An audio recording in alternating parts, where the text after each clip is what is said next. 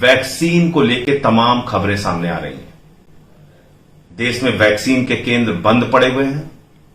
लोग लंबी लंबी कतारों में घंटों खड़े होकर इंतजार कर रहे हैं कि उनको एक वैक्सीन नसीब हो जाए। वैक्सीन नहीं मिल रही है। यह वैक्सीन आपको क्यों नहीं मिल रही है?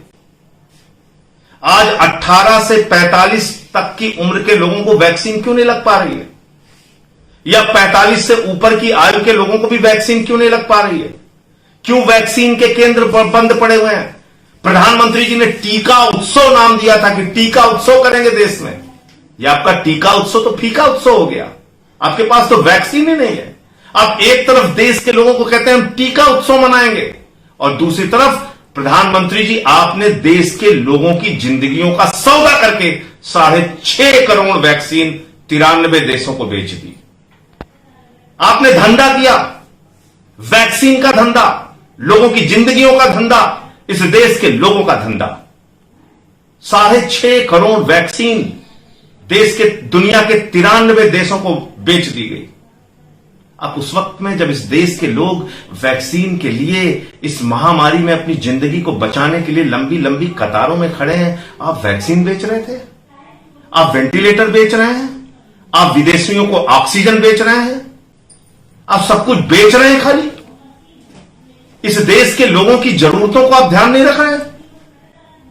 और जो वैक्सीन हिंदुस्तानियों को आप दे रहे हैं, कितने दामों में दे रहे हैं?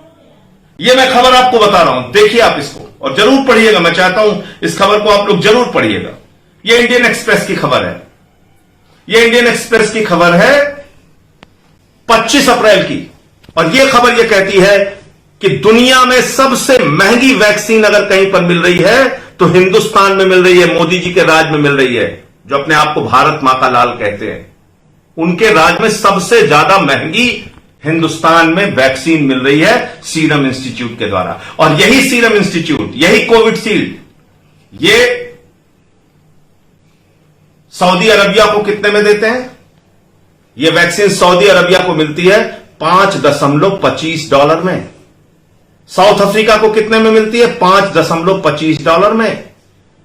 अमेरिका को कितने में मिलती है? $4 में। बांग्लादेश को कितने में मिलती है? $4 में। ब्राजील को कितने में मिलती है? $3.15 में।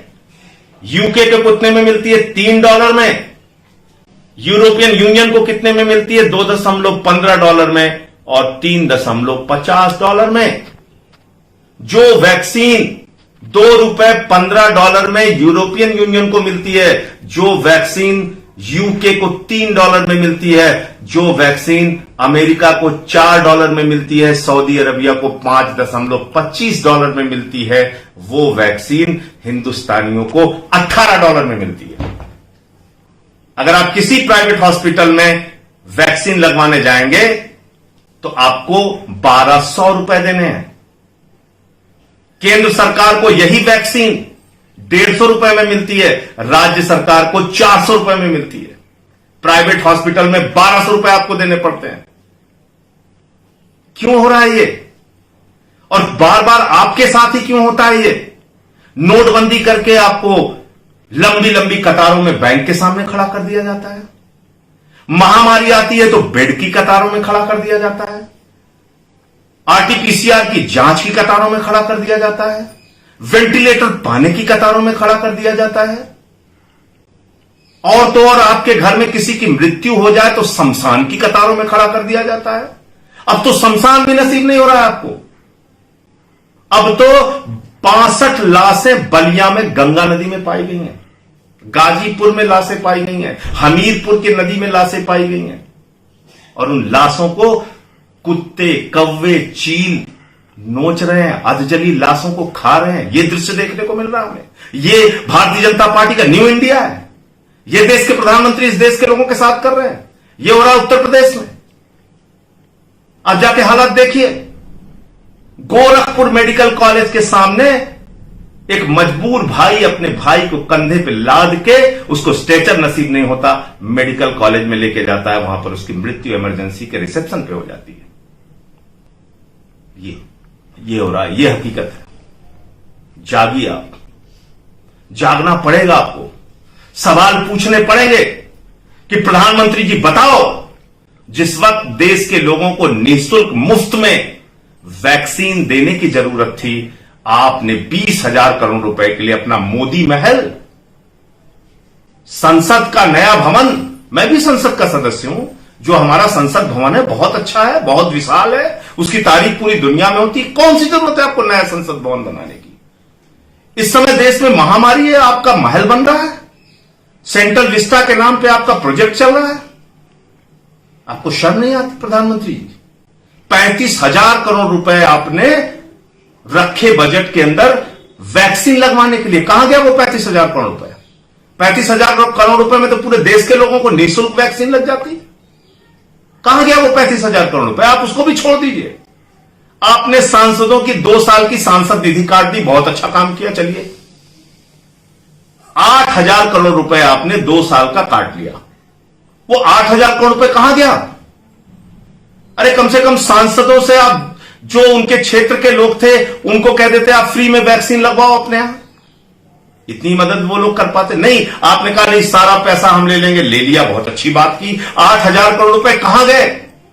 वो क्यों नहीं इस देश के लोगों को निःशुल्क वैक्सीन लगाने के लिए खर्च किया जाता? क्यों नहीं आईसीयू के बेड बनाने के लिए खर्च किया जाता? क्यों नहीं मास्क के लिए खर्च किया जाता? क्यों नहीं सैनिटाइजर के लिए खर्च किया जाता? आज एक जवान के बेटे की मैं तस्वीर देख रहा था, प्रयागराज के घाट पे, उसको 7,000 रुपए अपनी दादी की डेड बॉडी लाने के लिए देना पड़ता है, 20,000 रुपए लकड़ियों का देना पड़ता है। ये हो रहा उत्तर प्रदेश में। और जो उसकी दादी की डेथ हुई है, उनके पति 35 साल तक फौज में रहे, लेफ्टिनेंट होकर रिटायर हुए, जिसकी 3-3 पीढ़ियां फौज में अपना जीवन लगा दे रही है, बॉर्डर पे अपनी जान देने के लिए तैयार है। आज उन परिवारों के साथ उत्तर प्रदेश के अंदर ये हो रहा है। तो इसलिए साथियों, जगना होगा। सवाल पूछने पड़ेंगे कि बलिया के अंदर 62 लाशें गंगा नदी में क्यों मिली? गाजीपुर में लाशें क्यों मिली? हमीरपुर में नदियों में लाशें क्यों मिली? क्या कोविड से मरने वाले भाइयों को कफन नसीब नहीं होना चाहिए? अंतिम संस्कार की व्यवस्था नहीं होनी चाहिए? उनको शमशान भी नसीब नहीं हो? तुम तो शमशान बनाने की बात कर रहे थे। तुम तो कह रहे थे शमशान बनाना है, शमशान बनाना। अब तो तुम शमशान भी नहीं दे पा रहे हो लोगों को। शर्म आती है। उठिए, जागिए। इस सरकार पर जो बेशर्म हो चुकी है, उससे सवाल पूछिए। नेशनल दस्तक की आपसे गुजारिश है कि अगर इसको बचाना चाहते हैं तो नेशनल दस्तक को सब्सक्राइब करने के लिए रेड कलर के सब्सक्राइब बटन को दबाएं, फिर बेल आइकन की घंटी दबाएं। नेशनल दस्तक को बचाने के लिए बहुत जरूरी है कि हर खबर को शेयर करें, लाइक करें, कमेंट जरूर करें।